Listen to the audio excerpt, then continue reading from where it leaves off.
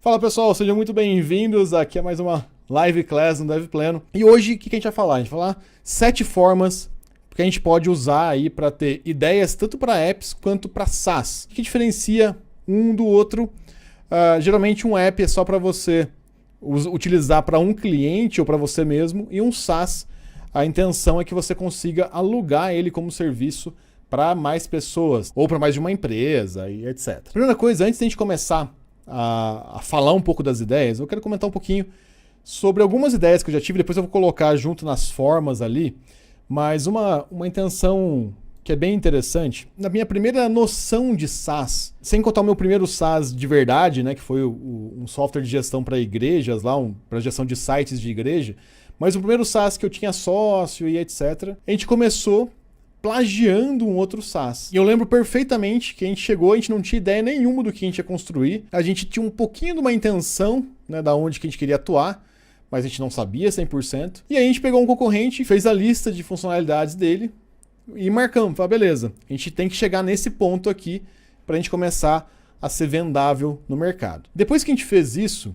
a gente começou a ir para o mercado e a gente começou a descobrir que a gente era péssimo para aquilo que a gente tinha começado, né? Então, para aquilo que a gente tinha copiado, ficou bem ruim. E aí um detalhe que foi interessante, a gente começou a perceber que aquele projeto ele poderia ser utilizado de uma forma mais simples em outras ocasiões. Então, ele podia ser utilizado em outros ambientes. E a partir dali, a gente começou a derivar esse SaaS, né, essa aplicação que a gente criou, para outros locais.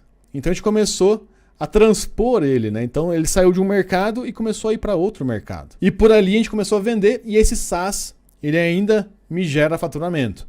Para vocês terem uma ideia, para muita gente pode parecer muito, para muita gente pode parecer pouco, mas esse SaaS gera de faturamento bruto em torno de 12 mil reais por mês. Mas se você multiplicar por 12, ele dá 144 mil reais no ano. Considerando que eu consigo lidar com ele sozinho se eu quiser, né, e o custo operacional dele fica em torno de R$1.000 e poucos, é um SaaS que vale bastante a pena. Pelo menos aqui no sul de Minas dá para viver tranquilamente com conforto. E aí um outro ponto que é interessante, esse sistema ele se vende, né? Então ele não tem uma aceleração tão alta, mas ele vende. E é agora que eu estou investindo um pouco mais nele, a gente reescreveu, enfim, agora que eu estou começando a colocar um pouquinho mais de energia nele, porque ele fazia parte de uma outra empresa que eu tinha.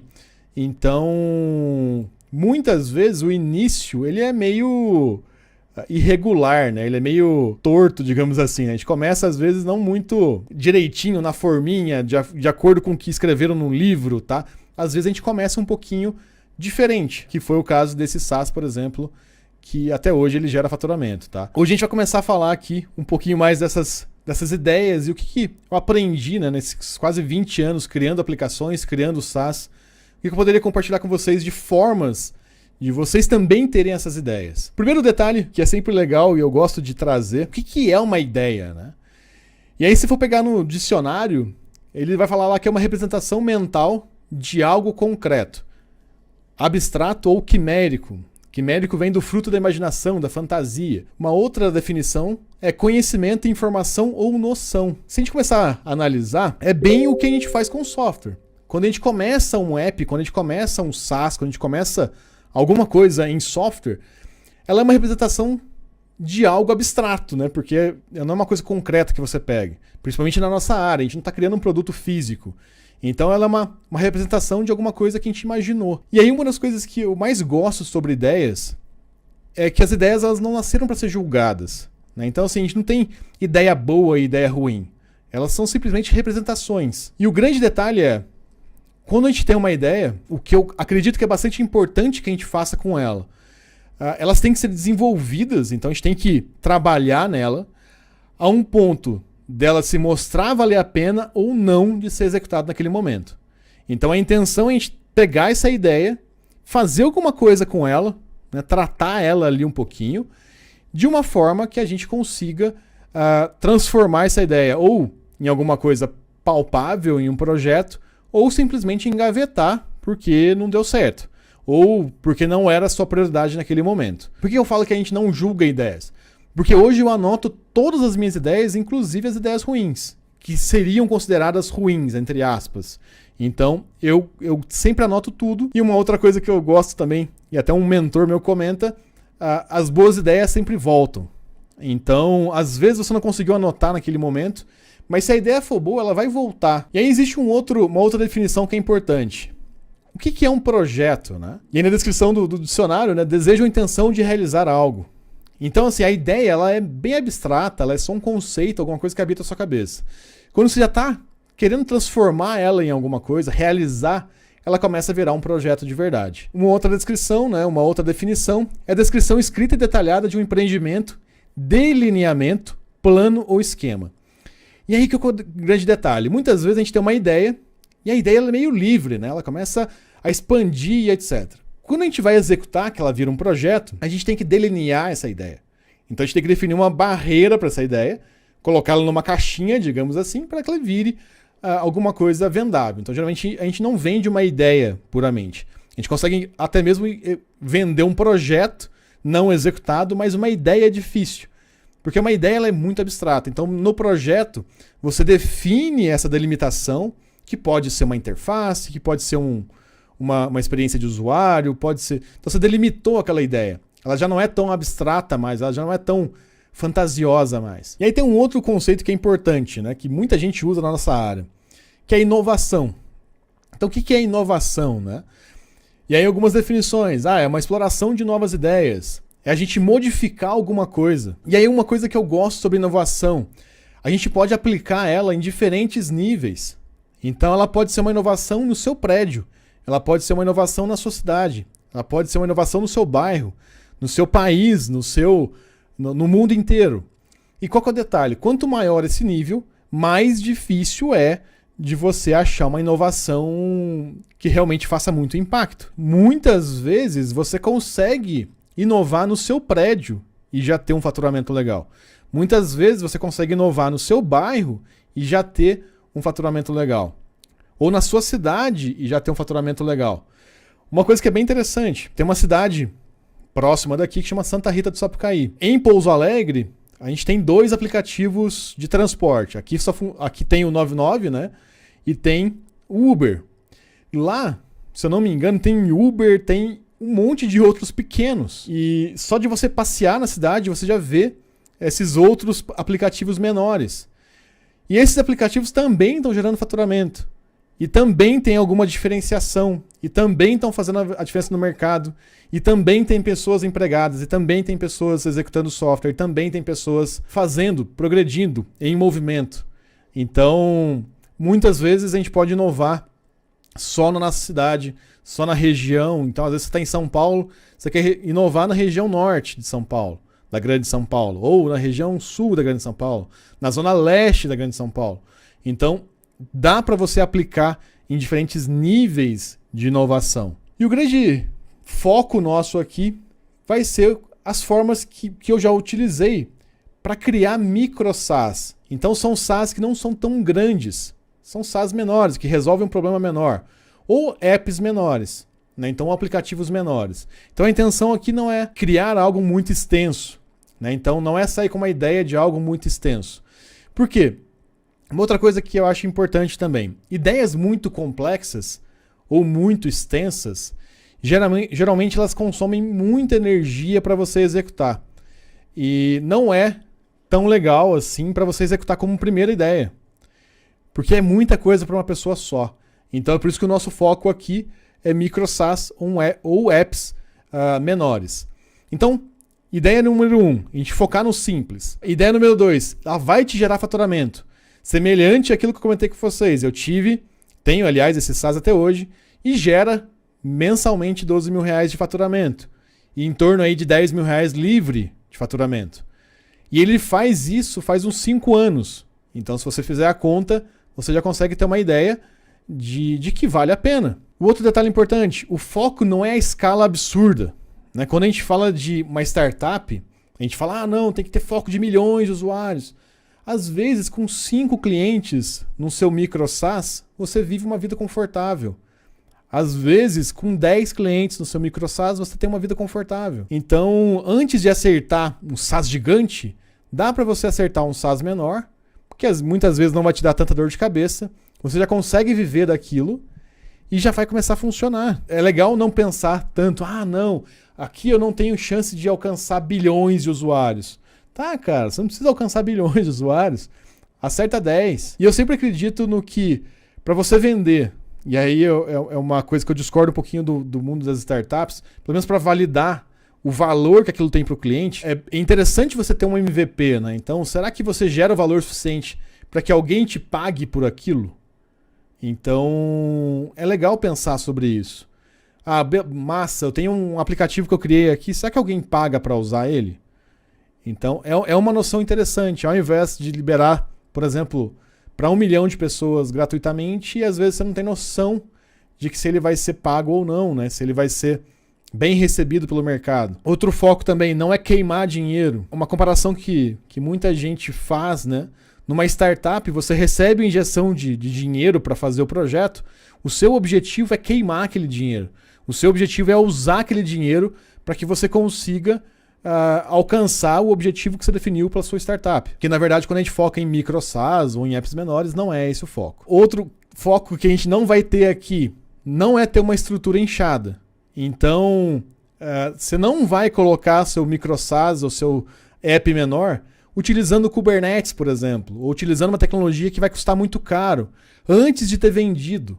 Por quê? Porque a ideia não é você ter que gastar R$1.000 de infraestrutura para manter um aplicativo pequeno ou um SaaS pequeno, ou um SaaS que não vendeu ainda.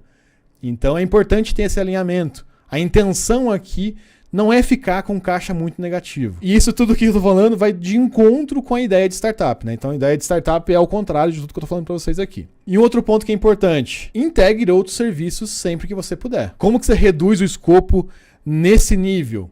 Muitas vezes você não vai gerenciar o pagamento, você vai integrar o Yugu para receber ali as cobranças do seu SaaS.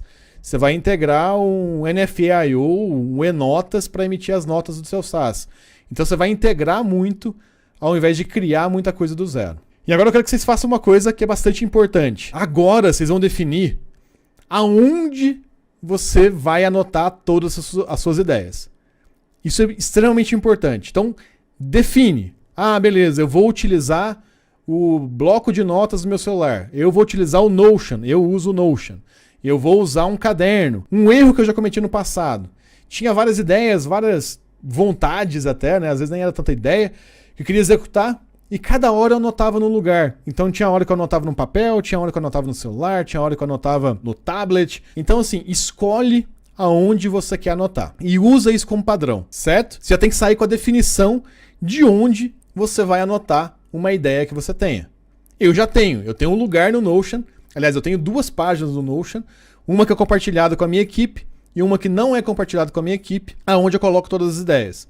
Então, ideias que estão mais próximas de execução ficam anotadas, compartilhadas com a minha equipe. Ideias que estão mais afastadas de execução, que estão ainda muito abstratas na minha cabeça, ficam numa página dentro do Notion privada. Um outro detalhe que eu quero que vocês sempre lembrem, tá? Boas ideias vêm de movimento. Boas execuções vêm de prática. Então, como que você tem boas ideias? Não é parado, não é deitado na sua cama olhando para o teto. Não é parado. Então, se você estiver lendo um livro, você vai ter boas ideias. Você vai alimentar a sua cabeça para ter boas ideias. Se você estiver assistindo uma live igual agora, você está movimentando. Então, a tendência é você ter boas ideias a partir daqui. Se você está assistindo uma aula, a tendência é você ter boas ideias dali. Então, boas ideias vêm de você estar fazendo alguma coisa. Esse é o grande detalhe. Esse é o grande diferencial. Outro ponto importante. Muita gente fica, beleza, vou transformar uma ideia numa execução. E aí fica tentando executar o mais perfeito possível. Lembra sempre, boas execuções vêm de prática. O teu primeiro SaaS vai ser uma lástima. Teu primeiro app vai ser uma lástima, muitas vezes. Mas, para você melhorar, você tem que continuar executando. Então, boas ideias vêm de movimento. Boas execuções vêm de prática. Eu acho que isso aqui merece até um print e você marcar o Dev Pleno lá no Instagram com essa frase para você não esquecer. Tem um vídeo no Dev Pleno onde eu falo sobre o meu primeiro SaaS. A arquitetura dele é horrível, o código-fonte é horrível, tem um monte de coisa que poderia ser melhorado. Mas ele tem uma coisa que eu me orgulho muito. Eu executei ele, eu vendi ele, eu não lembro exatamente, mas 5 clientes pagantes nele. Isso muda o jogo. Isso me trouxe até aqui. Me trouxe hoje a entender melhor como que eu posso fazer multi-tenant, etc. Então ele me trouxe muito conhecimento, muita experiência. Eu saí do zero. Eu comecei a ganhar realmente os primeiros reais sem olhar para a cara do cliente, digamos assim. Então o cliente ia no site e assinava meu sistema automaticamente. Já criava tudo automaticamente, tinha um onboarding ali. Então era muito... Isso é muito transformador para você como programador. E aí um detalhe que é importante. O que a gente pode definir como movimento, né? O primeiro detalhe é ser uma pessoa de solução. Toda vez que eu vejo algum tipo de problema, mesmo que eu não fale, eu tento resolver na minha cabeça. E esse é um outro treino que eu gostaria que vocês começassem a ter. Toda vez que você vê um problema, você fala, pô, se eu tivesse nesse lugar, o que eu faria? Só isso já faz você estar em movimento. Ah, a rua da minha casa tem muito movimento num sentido só e às vezes bagunça o trânsito. Tá, legal. Se eu tivesse na pele do cara que toma a decisão ali, o que eu poderia fazer para resolver?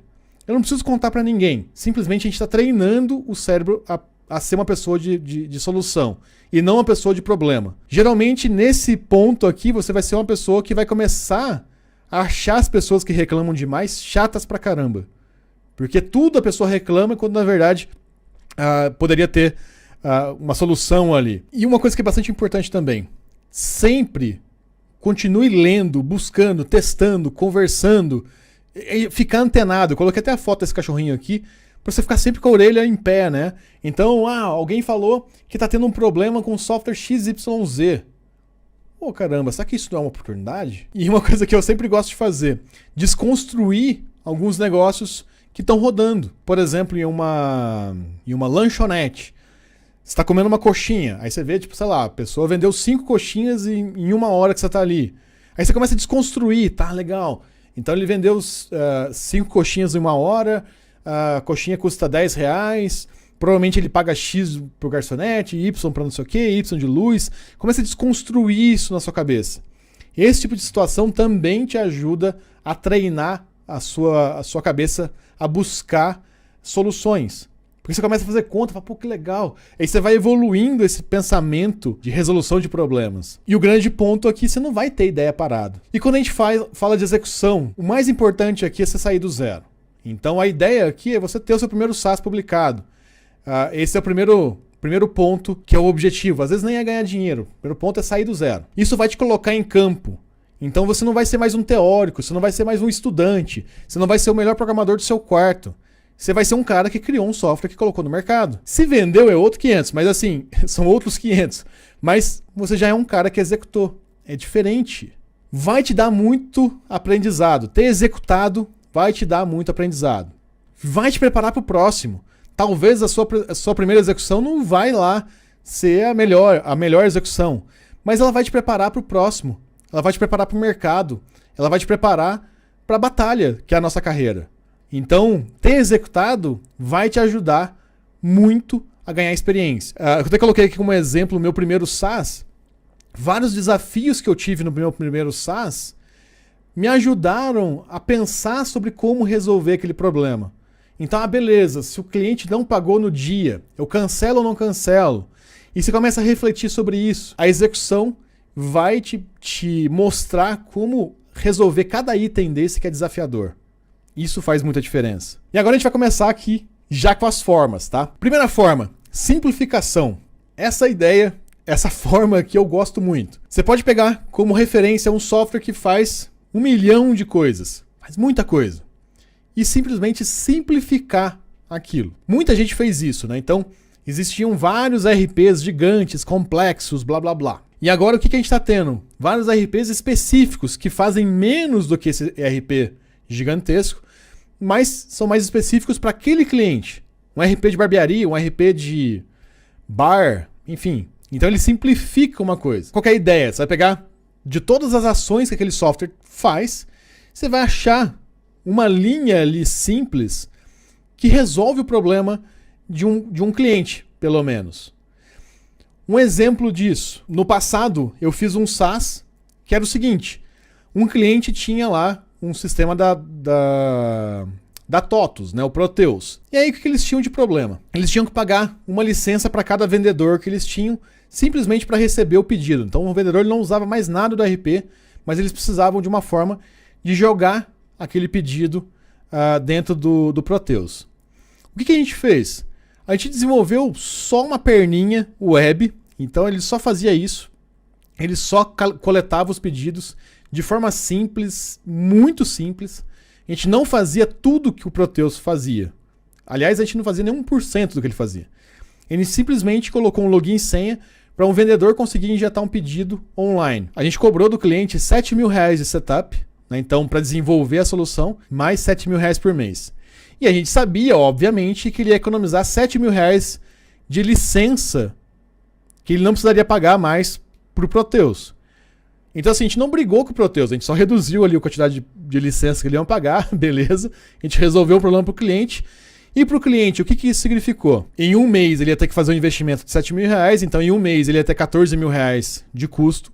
No próximo mês, esses R$7.000 ia cair para R$700. Então o custo dele ia cair para 1/10 daquele custo. A gente praticamente não pegou nem 1/10 do problema. A gente pegou bem menos do que isso e já valeu 1/10 do que ele pagava por aquilo. Então, para injetar somente os pedidos, ele achava caro pagar R$7.000 por mês.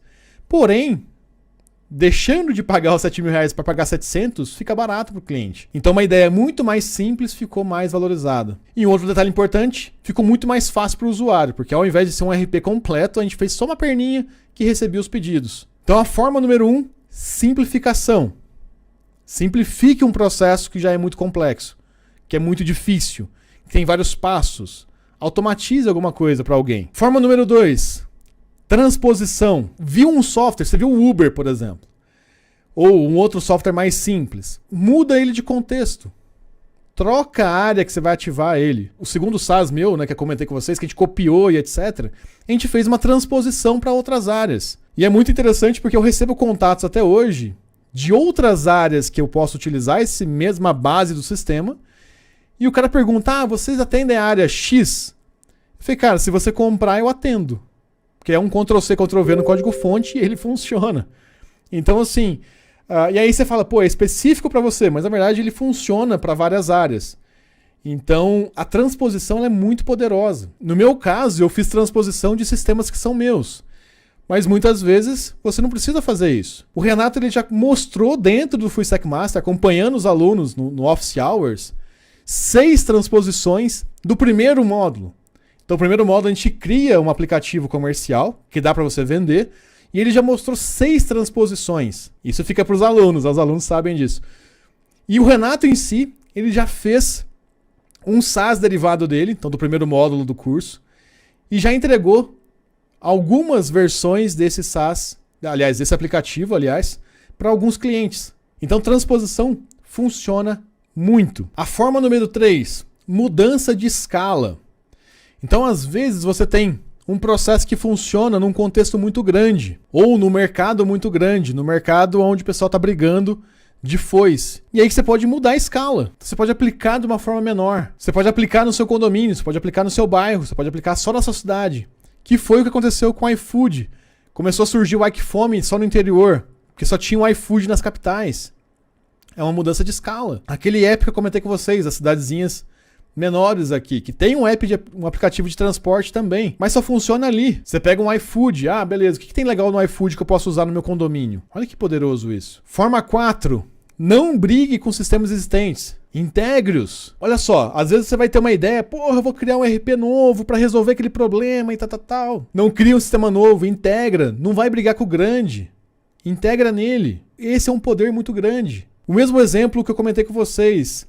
Ao invés de a gente falar pro cliente lá, você vai ter que tirar o Proteus aí. O cara pagou uma fortuna para colocar o Proteus lá dentro da empresa dele. Se eu falar para ele tirar, ele vai querer me matar.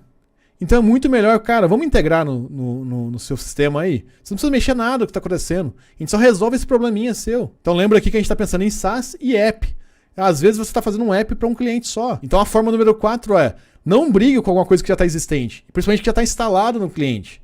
Integre ela. E aí quando você pega um cara que é líder de mercado, você não vai tirar ele do cliente. Mas você vai surfar a mesma onda que ele. É quase aqueles peixinhos que fica na boca do tubarão pegando o restinho, né? O problema é que o restinho ali pode ser R$20.000, R$30.000, R$50.000. Forma número 5, essa eu acho muito legal. Que problemas que você tem? Se você resolver os seus problemas, ou os problemas que a empresa que você trabalha tem, existe uma chance de ter mais gente passando pelo mesmo problema e que pagariam para resolver aquele problema. E um detalhe que é legal, qual que é o meu conselho se você tem esse problema operacional? Tenta resolver ele manualmente. Antes de automatizar, tenta resolver manualmente. Fica sempre tentando coisas novas. Até chegar no ponto e falar, beleza, hoje eu tenho clareza suficiente para criar meu sistema do zero. Forma número 6, tenha mais experiências do mundo. Conversa com o empresário, conversa com o vendedor, conversa com um funcionário de uma empresa. Entenda pontos de melhoria naquele processo. Conversar. Muitas vezes eu converso com muita gente e eu só ouço. Principalmente porque tem gente que só quer desabafar, mas é legal que você pense sobre os problemas que ela está passando. Então tenha mais experiências no mundo. Participe de grupos de discussão. Então entra num grupo que o pessoal está falando em outra área, né? Então, sei lá, um grupo de marketing. E fica só observando. Você vai ter muito mais experiências no mundo. Entra num grupo só de vendedor. Você vai ter muito mais experiências no mundo. Você vai começar a pensar e ter outras formas de ter ideia. Olhando a situação, o que está acontecendo. Aquele movimento no grupo vai te dar mais ideias. E sempre a mentalidade de problem solver. Então você quer resolver problemas. Então a sua mentalidade quando você estiver consumindo essas experiências é de resolver problema. Forma número 7. Copie. Como eu comentei com vocês no comecinho, né, da história, o meu primeiro SaaS ele foi uma cópia idêntica de um outro SaaS. Cópia idêntica. E a gente conseguiu ganhar algum dinheiro com esse SaaS. E aí o detalhe, quando você for copiar, o ideal não é ser muito grande, obviamente. Você não vai copiar um Proteus, porque ele é muito grande. E provavelmente quando você estiver terminando, mudou alguma coisa tributária, você vai ter que adequar o teu SaaS de novo. Perceberam essa dinâmica? Então a ideia é a gente sair do zero. E o modo bônus aqui, a gente tem a cópia gourmet. Ao invés de só copiar, a gente pode fazer uma outra coisa. Vamos supor, eu tenho interesse em atuar na área de educação. Eu olho todo mundo que está atuando na área de educação, os sistemas que eu tenho ali, e vou analisar todas as funcionalidades daquele grupo de sistemas, e aí eu vou fazer um benchmark. Então eu vou fazer um comparativo deles ali, para eu ver como que eles estão se saindo. Obviamente você tem que definir uma regra, né? Então, beleza, como eles resolvem entregar as aulas gravadas, sei lá. Então você vai pegar todos esses sistemas e vai fazer um benchmark, você vai comparar entre eles. Você vai fazer um comparativo entre eles. E aí, você vai resolver esse problema pegando as melhores ideias de cada um deles. Legal, nesse cara aqui ele funciona assim. Legal, nesse cara aqui ele funciona assado.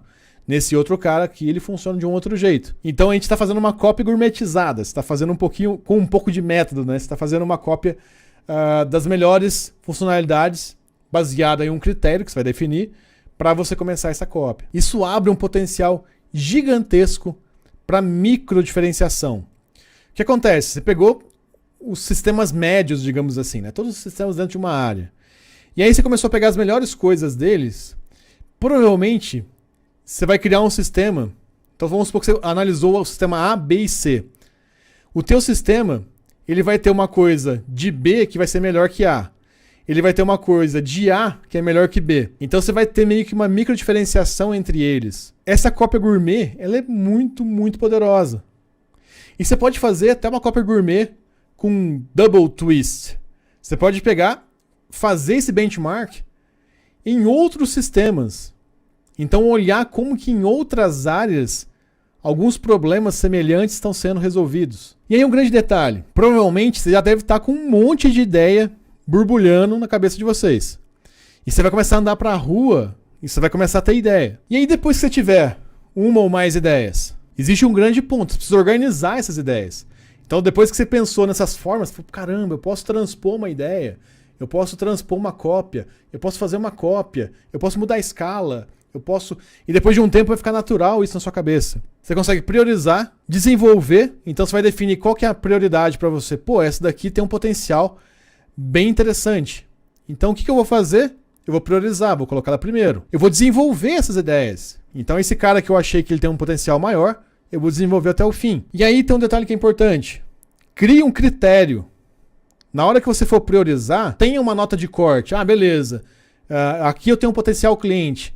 Aqui eu tenho um cara que eu fiz um pré-acordo, um pré-contrato com ele, que se eu tiver o sistema ele vai comprar. Então se tem algum critério para desempatar para você desenvolver primeiro. Outro ponto que é importante, sai logo do zero. Sai logo do zero, coloca logo isso em execução, coloca em prática. Criar a tua primeira aplicação, teu primeiro SaaS, é uma excelente forma de aplicar os conhecimentos que você aprendeu por um método. Então é por isso que a gente fala do Full Stack Master, inclusive. Por quê? Porque você aprende a criar um app no primeiro módulo. No primeiro módulo você já sai com um app.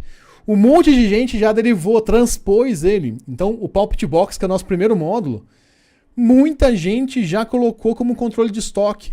Muita gente já colocou como controle de pedido, para receber pedido online. Você pode fazer o curso e não ficar só na teoria. Você está colocando a mão na massa, colocando na prática. Você pegou um módulo do curso e entregou para um cliente. Olha que poderoso isso. Você não é mais um cara que só estudou. Você é um cara que estudou e colocou a mão na massa, recebeu os seus primeiros reais. Um dos diferenciais que a gente tem no Full Stack Master, além do conhecimento técnico, né? Então você aprende os conceitos, você bota a mão na massa, então você consolida esses conhecimentos e depois a gente dá um passo além, que é voando alto. Então faz parte das 3 etapas do Full Stack Master. A gente tem um segundo programa incluso aí, que é a nossa estratégia 2TF, que é toda semana acompanhar vocês rumo ao objetivo profissional de vocês. Então seja criar o sistema de vocês, seja aplicar para uma vaga. Toda semana o Renatinho tá lá apertando, fala, e aí, o que deu? Tal, conta pra gente e tal. O que isso provoca nos nossos alunos? Ação. É muito legal você agir junto com outras pessoas. É muito legal você colocar a mão na massa quando tem mais gente colocando a mão na massa junto. E sempre um contribui com o outro. É muito massa. Você não precisa aplicar sozinho, você não precisa criar seu SaaS sozinho, você não precisa entregar para o seu cliente sozinho. Você pode fazer parte de um grupo que está fazendo isso junto. E por que estratégia 2TF? Porque a ideia, a intenção nossa é que você analise onde você está agora, aonde você quer estar daqui 2 anos e aonde você quer estar daqui 5 anos. E para percorrer esse caminho, você precisa de ajuda de alguém que já fez e de alguém que está fazendo isso todo dia. Então, as nossas office hours é para ajudar vocês a definir esse próximo passo. E também manter a consistência nos estudos e também ter esse pertencimento. Você faz parte de um grupo de pessoas do bem. Você não vai ser julgado lá. Lá é um lugar para você compartilhar uma vitória, que é muito legal. Compartilhar um desafio que você está tendo. E o mais importante, respeitar o seu tempo. Tá todo mundo correndo, cada um no seu tempo. Mas o mais importante não é quem chega primeiro, porque não é uma corrida. O mais importante é todo mundo continuar correndo, continuar progredindo. É por isso que eu estou te convidando aqui a participar do Full Stack Master. Se você ainda não é aluno, tem um link aqui embaixo, que você pode, a partir do primeiro módulo, já criar seu primeiro app. No primeiro módulo, você já concebe o aplicativo, entende a base conceitual para executar ele, consolida esses conhecimentos e coloca ele no ar, pronto para você vender. Então, assim, vale muito a pena. Se você quer aprender da forma que funciona a ser um Full Stack Developer, vale bastante a pena. O link está aqui na descrição, tá bom? Pessoal, muito obrigado a todos vocês. Tá? A gente se vê num próximo conteúdo aqui no Dev Pleno, ou numa próxima live, ou num próximo aulão desses. Manda sua dúvida pra gente via DM também no Instagram.